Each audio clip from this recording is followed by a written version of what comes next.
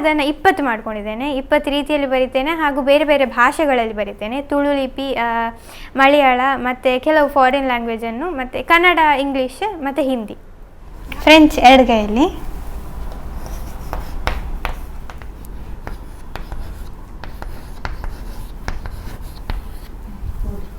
Fais toujours de ton mieux même si personne ne regarde. ಅಂದರೆ always do your best even if no one's looking ಅಂತ. 20 ರೀತಿಗಳಲ್ಲಿ first one unidirectional ಅಂತ. ಅಂದರೆ ಒಂದೇ ಸೈಡಿಂದ ಬರೆದುಕೊಂಡು ಹೋಗೋದು, ಆದರೆ ಬರೆಯುವಾಗ ಎರಡು ಕೈಯಲ್ಲಿ.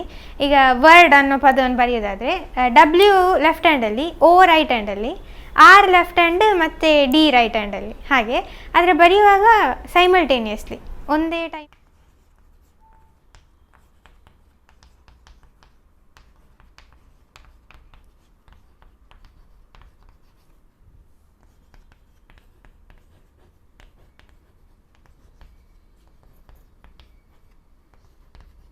ಇನ್ನು ನೆಕ್ಸ್ಟ್ ಒಪೋಸಿಟ್ ಡೈರೆಕ್ಷನಲ್ ಅಂತ. ಸೇಮ್ ಈಗ ವರ್ಡ್ ಅನ್ನೋದನ್ನು ಬರೆಯೋದಾದರೆ W ಲೆಫ್ಟ್ ಹ್ಯಾಂಡಲ್ಲಿ, D ರೈಟ್ ಹ್ಯಾಂಡಲ್ಲಿ, O ಲೆಫ್ಟ್ ಹ್ಯಾಂಡ್ ಮತ್ತು R ರೈಟ್ ಹ್ಯಾಂಡ್. ಅಂದರೆ ಎಡ ಕೈಯಲ್ಲಿ ಮುಂದೆಯಿಂದ ಬರ್ತಾ ಇರ್ತೇನೆ, ಬಲ ಕೈಯಲ್ಲಿ ಹಿಂದೆಯಿಂದ. ಸೊ ಹೀಗೆ ಪದಗಳು ಒಟ್ಟಿಗೆ ಬರ್ತಾ ಇರ್ತದೆ.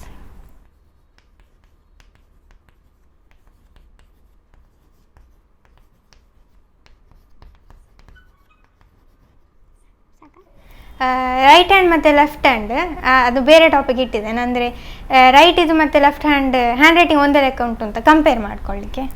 ಮೇಲ್ಗಡೆ ರೈಟಲ್ಲಿ ಬರಿತೇನೆ, ಕೆಳಗೆ ಲೆಫ್ಟಲ್ಲಿ ಬರಿತೇನೆ.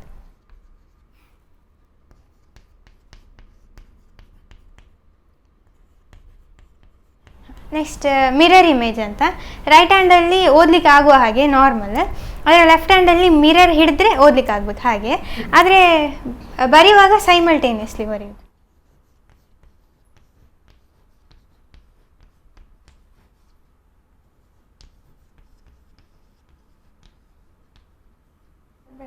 ಈಗ ಬರೀ ಕನ್ನಡದಲ್ಲಿ ಎರಡು ಕೈಲಿ ಬರ್ತೇನೆ.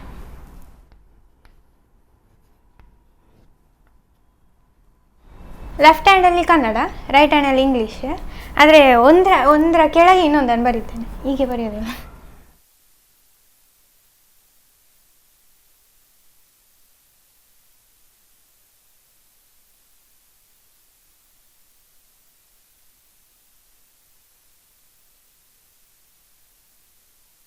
ಲೆಫ್ಟ್ ಹ್ಯಾಂಡಲ್ಲಿ ಕನ್ನಡ, ರೈಟ್ ಹ್ಯಾಂಡಲ್ಲಿ ಇಂಗ್ಲೀಷ್ ಬರೀತೇನೆ.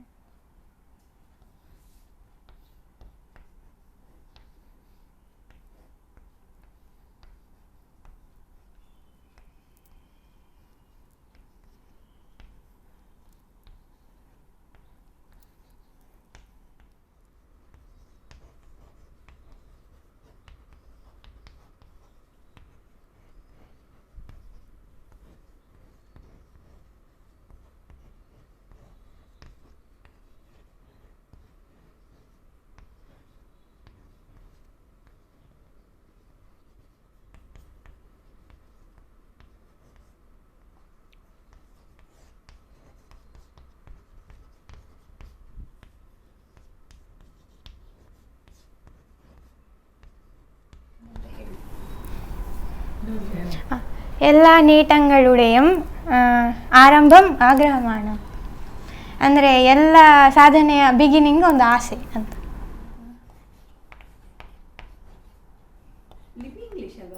ಹೌದು, ಸೇಮ್ ಲಿಪಿ ಇಂಗ್ಲೀಷ್ ಅಲ್ಲ,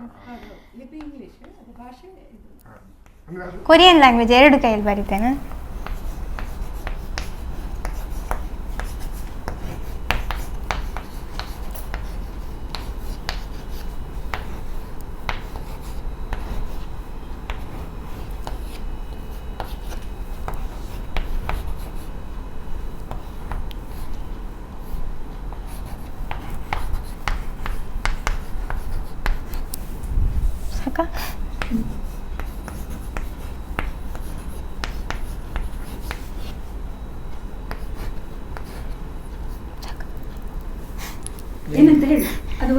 ಅದು ಸ್ವಲ್ಪ ಇರೋದು. ಮುಂಚಿದಿ ಮಾಳ್ಗು ಕೇಸೋ ಕೇನಗಾಗಿ ಹಂದ ಮ್ಯೂನ್. ಅಂದರೆ ಸ್ಟಾಪ್ ಮಾಡದೆ ಕಂಟಿನ್ಯೂಸ್ ಆಗಿ ವರ್ಕ್ ಮಾಡ್ತಾ ಹೋದರೆ ಇನ್ನು ಯಶಸ್ಸು ಯಾವಾಗ ಬೇಕಾದ್ರೆ ಸಿಗ್ತದೆ. ಈಗ ಲೆಫ್ಟ್ ಹ್ಯಾಂಡಲ್ಲಿ ರಿವರ್ಸ್ ಬರೀತಾ ಹೋಗ್ತಾನೆ, ಓದುವಾಗಲೂ ರಿವರ್ಸ್ ಓದಬೇಕು. ಅರಬಿಕ್ ಬರೆದ ಹಾಗೆ ಇಂಗ್ಲೀಷ್.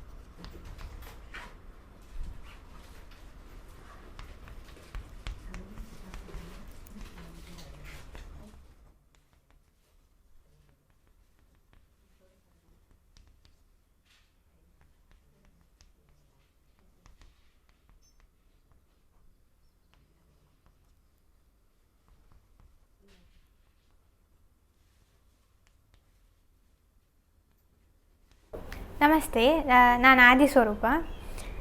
ಬಾಲ್ಯದಿಂದಲೇ ನಾನು ಫಾರ್ಮಲ್ ಎಜುಕೇಷನನ್ನು ಪಡ್ಕೊಳ್ಳಿಲ್ಲ. ನಾನು ಸ್ವರೂಪ ಅಧ್ಯಯನ ಕೇಂದ್ರದಲ್ಲಿ ಬೇರೆ ಮಕ್ಕಳೊಟ್ಟಿಗೆ ಅವರನ್ನು ನೋಡಿ ಬೆಳೆದವಳು.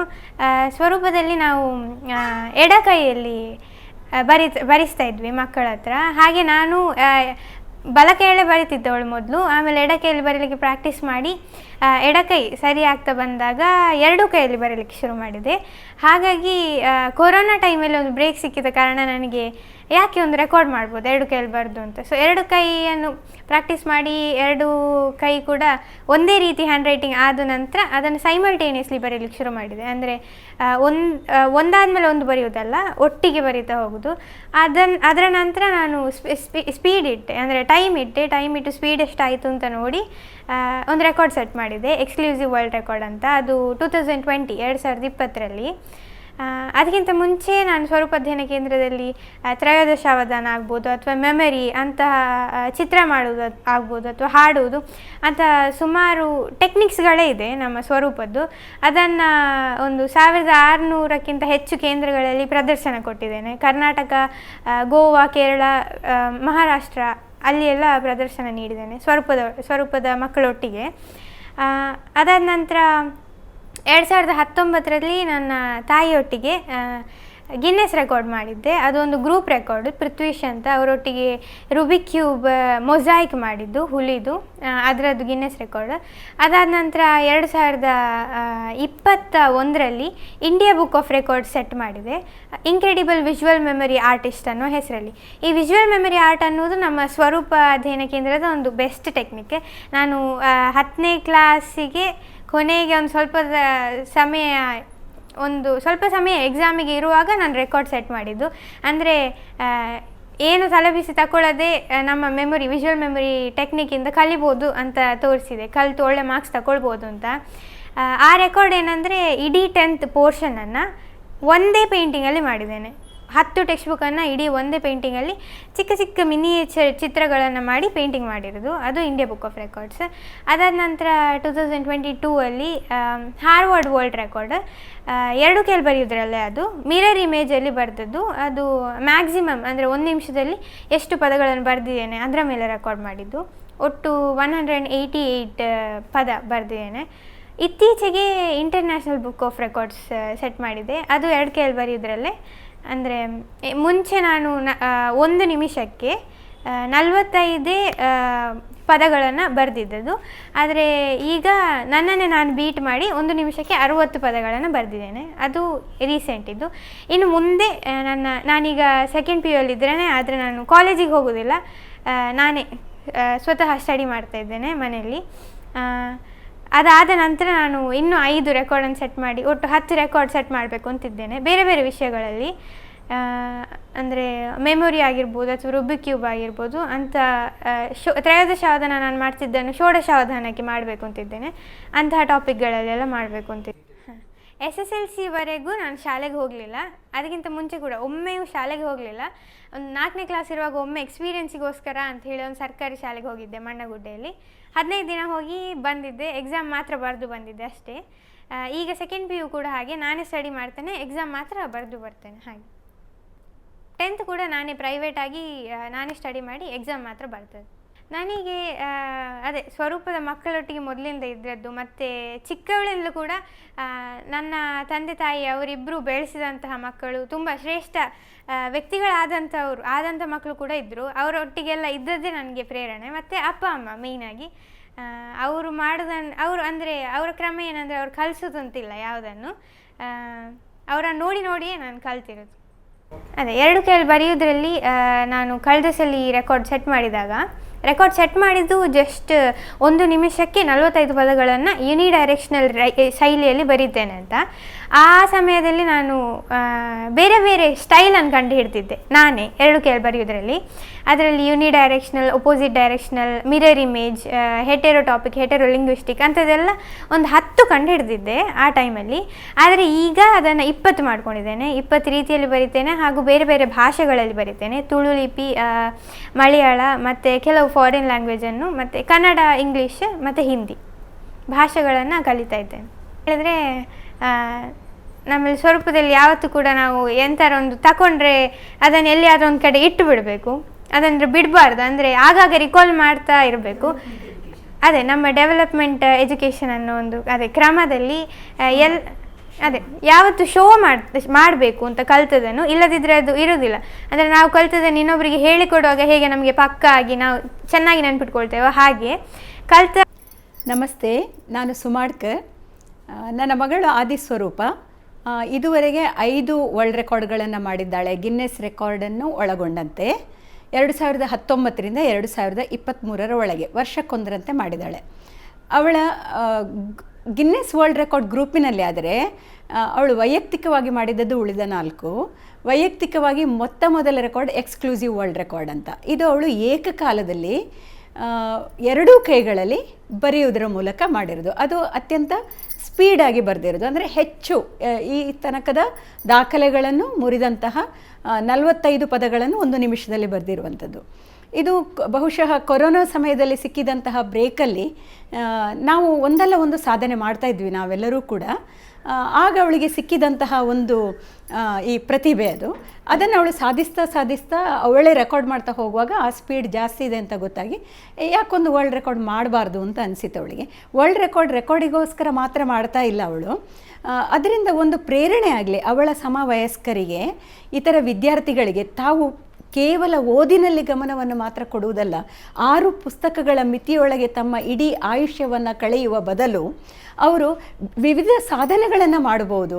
ಅದರಿಂದ ಅವರಿಗೊಂದು ಸಮಾಜದಲ್ಲಿ, ವಿಶ್ವದಲ್ಲಿ ಐಡೆಂಟಿಟಿ ಸಿಗ್ತದೆ, ಒಂದು ಗುರುತು ಸಿಗ್ತದೆ. ಆನಂತರ ಅವರು ಯಾವುದಾದ್ರೂ ಒಂದು ವಿಷಯವನ್ನು ಆಯ್ಕೆ ಮಾಡಿ, ನಮ್ಮ ಸ್ವರೂಪದಲ್ಲಿ ಹೇಳುವ ಹಾಗೆ ಪ್ರತಿಯೊಂದು ಮಗುವು ಜೀನಿಯಸ್ ಅಂತ ನಾವು ಹೇಳ್ತೇವೆ. ಅವಕಾಶ ಸಿಕ್ಕರೆ, ಸರಿಯಾದ ಮಾರ್ಗದರ್ಶನ ಇದ್ದರೆ ಯಾವ ಮಗುವು ಕೂಡ ತನ್ನ ಪ್ರತಿಭೆಯನ್ನು ತೋರಿಸ್ಬೋದು. ಪ್ರತಿಭೆಯನ್ನು ಅದು ಹೊರಗೆ ಒಳಗಿರುವುದು, ಹೊರಗೆ ಎಡಹುವುದು ಅಂತಲ್ಲ, ಪ್ರತಿಭೆಯನ್ನು ಖಂಡಿತ ಪ್ರತಿಯೊಬ್ಬರು ಕೂಡ ಪಡೀಲಿಕ್ಕೆ ಸಾಧ್ಯ ಆಗ್ತದೆ. ನಾವು ಹೇಳೋದು ನೋಡಿದ್ದನ್ನು ಮಕ್ಕಳು ಕಲಿತಾರೆ ಅಂತ. ಅವರಿಗೆ ಸುತ್ತಮುತ್ತ ವಿಜ್ಞಾನಿಗಳಿದ್ರೆ ಅವರು ವಿಜ್ಞಾನಿಗಳಾಗ್ತಾರೆ, ಚಿತ್ರಗಾರರಿದ್ದರೆ ಅವರು ಚಿತ್ರಕಲೆಯಲ್ಲಿ ಮುಂದೆ ಹೋಗ್ತಾರೆ. ಹಾಗೆ ನನ್ನ ಮಗಳಿಗೆ ಎಲ್ಲ ಪ್ರತಿಭೆಗಳು, ಅಂದರೆ ಹಾಡುವುದವಳು ನಮ್ಮಿಂದ ಕೇಳ್ತಾ ಇದ್ಲು, ನಮ್ಮ ಸುತ್ತಮುತ್ತಲಿನವರು ಹಾಡ್ತಾಯಿದ್ರು, ನಮ್ಮ ವಟಾರದಲ್ಲಿ ಹಾಡ್ತಾಯಿದ್ರು. ನಮ್ಮ ಒಂದು ಸ್ವರೂಪ ಅಧ್ಯಯನ ಕೇಂದ್ರ ಎನ್ನುವಂತಹ ಅನೌಪಚಾರಿಕವಾದಂತಹ ಒಂದು ಕೇಂದ್ರ, ಅಲ್ಲಿ ಬೆಳಗಿನ ಕಾರ್ಯಕ್ರಮ ಆರಂಭ ಆಗ್ತಿದ್ದದೇ ಹಾಡಿನಿಂದ. ಹಾಗಾಗಿ ಹಾಡು, ಯಕ್ಷಗಾನ ಅದೇ ನಮ್ಮ ಒಂದು ಮುಖ್ಯ ತಂತ್ರವಾಗಿತ್ತು. ಮಕ್ಕಳಿಗೆ ಎಕ್ಸಸೈಸ್ ಅಂದರೆ ನಾವು ಯಕ್ಷಗಾನ ಮಾಡ್ತಿದ್ವಿ. ಇದನ್ನೆಲ್ಲ ನೋಡ್ತಾ ಅವಳು ಬೆಳೆದ್ಲು.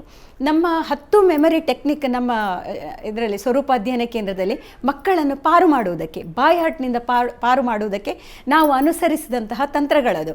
ಆ 10 ತಂತ್ರಗಳಲ್ಲಿ ವಿಜುವಲ್ ಮೆಮರಿ ಆರ್ಟ್ ಒಂದು.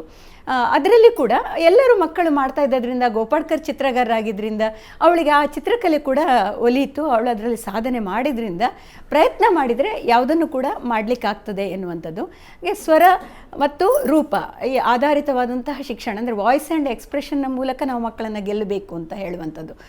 ಯಾವುದನ್ನು ಕಲಿಸಿ ಬರುವುದಿಲ್ಲ. ನಮ್ಮ ಮಗಳಿಗೆ ನಾವು ಯಾವುದನ್ನು ಈವನ್ ಅಕ್ಷರಾಭ್ಯಾಸವನ್ನು ಕೂಡ ನಾವು ಕಲಿಸಿದ್ದಿಲ್ಲ.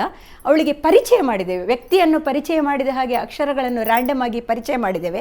ಎಲ್ಲ ಕಾನ್ಸೆಪ್ಟ್ಗಳನ್ನು ನಾವು ಪರಿಚಯ ಮಾಡಿದ್ದು, ಯಾವುದನ್ನು ಬಾಯ್ಹಟ್ ಮಾಡಲಿಕ್ಕೆ ಬಿಡಲಿಲ್ಲ.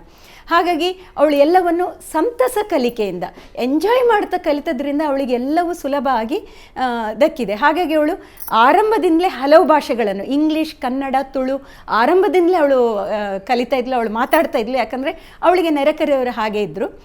ಹಾಗೆಯೇ ಬರೆಯುವಂಥ ಅಭ್ಯಾಸ ಕೂಡ ಎಲ್ಲ ಮಕ್ಕಳು ಬರೆಯುವುದನ್ನು ನೋಡಿ ಅವಳು ಬರೆದದ್ದು. ಓದಲಿಕ್ಕೆ ಪುಸ್ತಕಗಳನ್ನು ಅಲ್ಲಲ್ಲಿ ಇಟ್ಟದ್ರಿಂದ ಅವಳು ಬಹಳ ಹರಿತ ಒಂದು ಓದುಗಾರ್ತಿಯಾಗಿ ಬೆಳೆದ್ಲು. ಅವಳು ತುಂಬ ಓದಿದ್ರಿಂದ ಅವಳಿಗೆ ಕಥಾ ಸಂಕಲನ ಹೊರಗೆ ತರಲಿಕ್ಕೆ ಸಾಧ್ಯ ಆಯಿತು ಅವಳ 10ನೇ ವರ್ಷದ ಹುಟ್ಟುಹಬ್ಬಕ್ಕೆ. ಆಗ ಅವಳು ಅದಕ್ಕೆ ಚಿತ್ರಗಳನ್ನು ಮಾಡಿ ಇಲ್ಲಸ್ಟ್ರೇಷನ್, ಆ ಚಿತ್ರಗಳನ್ನು ಕೂಡ ಅವಳು ಎಕ್ಸಿಬಿಷನ್ ಮಾಡಿದ್ಲು 10ನೇ ವಯಸ್ಸಿನಲ್ಲಿ ಕೂಡ. ಅದು ಒಂದು ಅವಳದ್ದು ಆಗಿನ ವಯಸ್ಸಿಗೆ ಅದೊಂದು ದೊಡ್ಡ ಸಾಧನೆಯೇ ಹೌದು. ಹಾಗೆ 6 ಪಠ್ಯಪುಸ್ತಕಗಳಿಗೆ ಅವಳ ಒಂದು ಸಮಯವನ್ನು ಅವಳು ಮಿತಿಗೊಳಿಸದೆ ಅನೇಕ ವಿಷಯಗಳಿಗೆ ತೆರೆದುಕೊಳ್ತಾ ಇದ್ದಾಳೆ. ಯಕ್ಷಗಾನಕ್ಕೆ, ಗಿಟಾರ್, ಕೀಬೋರ್ಡ್ ಇದನ್ನೆಲ್ಲ ಅವಳು ಅಭ್ಯಾಸ ಮಾಡ್ತಾಳೆ. ಹಾಗೆ ಈಗ ಎಲ್ಲ ಮಕ್ಕಳು ಮೊಬೈಲನ್ನು ಬೇರೆ ಬೇರೆ ಉದ್ದೇಶಗಳಿಗೆ ಬಳಸಿದರೆ ಇವಳು ಮೊಬೈಲನ್ನು ಅನೇಕ ವಿದ್ಯಮಾನಗಳನ್ನು ತಿಳಿದುಕೊಳ್ಳಿಕ್ಕೆ, IASಗೆ ರೆಡಿ ಆಗಲಿಕ್ಕೆ, ಜನರಲ್ ನಾಲೆಜನ್ನು ಪಡ್ಕೊಳ್ಳಿಕ್ಕೆ, ಹಾಗೆ ಅನೇಕ ಭೌಗೋಳಿಕ ಭಾಷೆಗಳನ್ನು, ಜಾಗತಿಕ ಭಾಷೆಗಳನ್ನು, ವಿದೇಶಿ ಭಾಷೆಗಳನ್ನು ಕಲೀಲಿಕ್ಕೆ ಕೂಡ ಅವಳು ಬಳಸ್ತಾ ಇದ್ದಾಳೆ. ಈಗ ಸಂಸ್ಕೃತವನ್ನು ಆ ಆ್ಯಪಿನ ಮೂಲಕ ಅವಳು ಕಲಿತಾ ಇದ್ದಾಳೆ. ಕೊರಿಯನ್, ಫ್ರೆಂಚ್ ಇದನ್ನೆಲ್ಲ ಅವಳು ಬರೆದಿದ್ದಾಳೆ ಕೂಡ. ಏಕಕಾಲದಲ್ಲಿ 2 ಕೈಯಲ್ಲಿ ಬರೀತಾಳೆ. ಅವಳು ಕೊರಿಯನ್ ಮತ್ತು ಫ್ರೆಂಚ್ ಭಾಷೆಯಲ್ಲಿ ಮಾತಾಡ್ತಾಳೆ ಕೂಡ, ಸಂವಹನ ಕೂಡ ಮಾಡ್ತಾಳೆ. ಇದೆಲ್ಲ ಸಾಧ್ಯ ಆದದ್ದು ಮೊಬೈಲ್ನಿಂದ. ಹಾಗಾಗಿ ಯಾವ ಸಾಧ್ಯತೆಗಳು, ಕಲಿಕೆಯ ಸಾಧ್ಯತೆಗಳು ಯಾವುದೆಲ್ಲ ಶಾಲೆಗೆ ಹೋಗದೆ ಮಾಡಬಹುದು ಎನ್ನುವುದನ್ನು ಅವಳು ಕಂಡುಕೊಳ್ತಾ ಇದ್ದಾಳೆ. ಈ ಒಂದು ದಾರಿಯಲ್ಲಿ, ಹುಡುಕಾಟದ ದಾರಿಯಲ್ಲಿ ಅವಳು ಮಾಡಿದ್ದು ಒಂದು ಸಾಧನೆ, ಅದು ಏಕಕಾಲದಲ್ಲಿ ಬರೆಯುವಂಥದ್ದು. ಅದರಲ್ಲಿ ಅವಳು ಅಲ್ಲೇ ನಿಲ್ಲದೆ 20 ಶೈಲಿಯಲ್ಲಿ ಅವಳೇ ಕಂಡುಕೊಂಡಿದ್ದಾಳೆ ಇನ್ನೂ ಯಾವ ರೀತಿಯಲ್ಲೆಲ್ಲ ಬರೀಬಹುದು, ಯಾವ ಯಾವ ಭಾಷೆಯಲ್ಲಿ ಬರೀಬಹುದು ಅಂತ. ಹಾಗಾಗಿ ಅವಳಿಗೆ ಒಂದರ ಹುಡುಕಾಟ ಇನ್ನೊಂದಕ್ಕೆ ದಾರಿಯಾಗಿದೆ. ನಮ್ಮ ಸ್ವರೂಪ ಡೆವಲಪ್ಮೆಂಟ್ ಎಜುಕೇಷನನ್ನು ನಂಬುತ್ತದೆ. ಯಾವತ್ತೂ ನಮ್ಮ ಶಿಕ್ಷಣ ನಿಂತ ನೀರಾಗಿರಬಾರ್ದು, ಸರ್ಟಿಫಿಕೇಟಿಗೆ ಅಂತ ನಿಲ್ಲಬಾರ್ದು ಅಂತ. ನಮ್ಮದು ನಿನ್ನೆಯಿಂದ ಇವತ್ತಿಗೆ ಏನು ಬೆಳವಣಿಗೆ ಆಗಿದೆ, ನಾನು ನಿನ್ನೆಯ ನಾನಲ್ಲ ಎನ್ನುವುದನ್ನು ನಾವು ಹೇಳ್ತಾ ಇರ್ತೇವೆ. ಇವತ್ತಿನ ಹಾಗಲ್ಲ, ನಿನ್ನೆಯ ಹಾಗಲ್ಲ ಅಂತ. ಅಂದರೆ ನಾನು ನಿನ್ನೆಗಿಂತ ಇವತ್ತು ಏನೋ ಸ್ವಲ್ಪ ಹೆಚ್ಚು ಡೆವಲಪ್ ಆಗಿರಬೇಕು, ಅದನ್ನು ಆದಿ ಮಾಡಿ ತೋರಿಸ್ತಾ ಇದ್ದಾಳೆ. ಯಾಕಂದರೆ ನಾವೆಲ್ಲರೂ ಅದನ್ನು ಮಾಡ್ತೇವೆ, ನಾವೆಲ್ಲರೂ ಡೆವಲಪ್ಮೆಂಟ್ ಎಜುಕೇಷನ್ನಲ್ಲಿ ಒಂದಾಗಿದ್ದೇವೆ. ಆದಿ ಇನ್ನೂ ಕೂಡ ಅನೇಕ ಸಾಧನೆಗಳನ್ನು ಮಾಡಲಿಕ್ಕಿದೆ.